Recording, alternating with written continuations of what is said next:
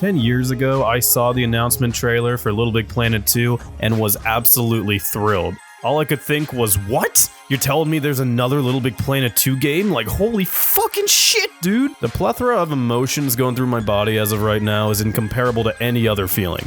Every time that beautiful song comes on, it's like an instant rush of nostalgia, sadness, happiness, gratitude, excitement, similar to looking back at some of the best moments of your life. Because that's what this game is to me. It wasn't just a video game that came out and was lost in history blurred in with other video game experiences. I've always viewed video games as a form of art.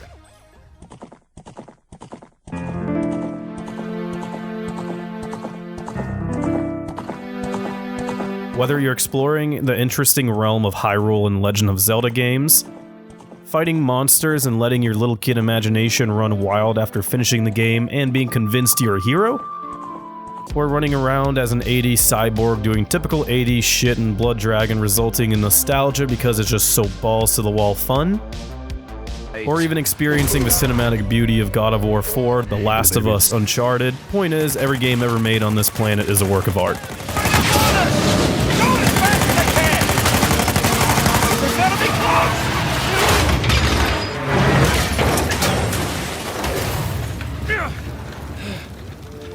But LittleBigPlanet 2 was more than that.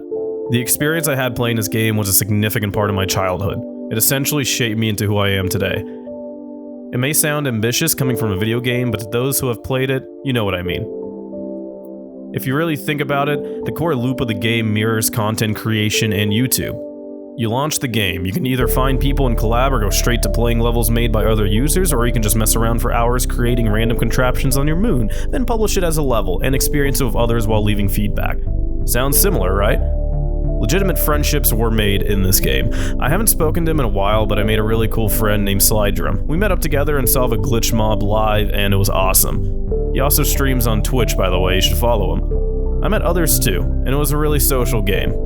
Now, when it comes to creation, your mind shifts into more of a programming mentality when you're constantly creating levels. The jump from LittleBigPlanet 1 to LittleBigPlanet 2 was huge, not so much in the third game, as it's not really known for being the greatest in the series, but there's only so many leaps you can make. In the original game, creativity was encouraged and people would quite literally create glitches and seriously test out the level creator, resulting in some interesting levels. We can put objects into the front as well. If you there's a 3D tool which is for the front layer or even for both layers.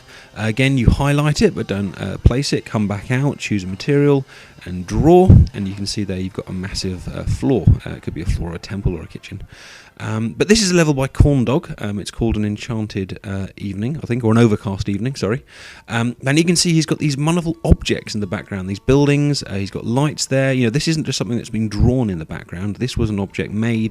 In the second game, they added a programming language oddly similar to that of Blueprint in the Unreal Engine, which made the necessity for glitching the game almost go away entirely. People still made unbelievable shit though, like how the fuck did anyone think, oh hey, I'm gonna make a first-person shooter in this game, whoopee!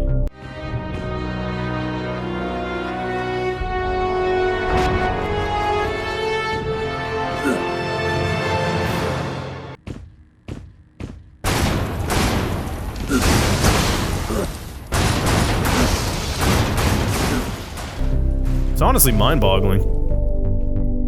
And that's the thing. The game taught me I just love to create. I don't have a specific niche I enjoy more than others necessarily, but I always had this inner desire to just create.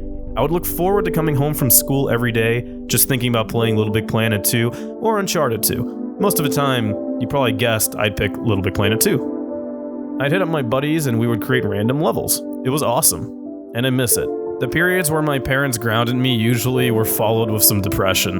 The reasons were understandable as I didn't excel in school, and this is a topic for another day, but I almost dropped out of school as well, but because at the time I thought it was just useless and felt alive and immersed training my mind in LittleBigPlanet 2 more so than doing it in school, I just love to experience works of art created by others. I'd sneak playing my PlayStation and plugging it in when my parents weren't home just so I could catch the glimpses of that artistic experience again. It was special, and I hold this game dearly to my heart. I still have my bookend, Sackboy, and European Steelbook from the collector's editions. The game will always have a place on my shelf too. Sometimes I wish I could go back and experience the memories again and relive the launch of this game. Rushing to the closest GameStop to pick up my copy felt like I just won $1 million. It was almost unbelievable to me, because the game, simply put, looked awesome. It's hands down my favorite video game experience of all time. Despite falling deeply in love with others, there's nothing else quite like it. And emulating the experience in another game might be damn near impossible at this point. I don't think anything can beat it.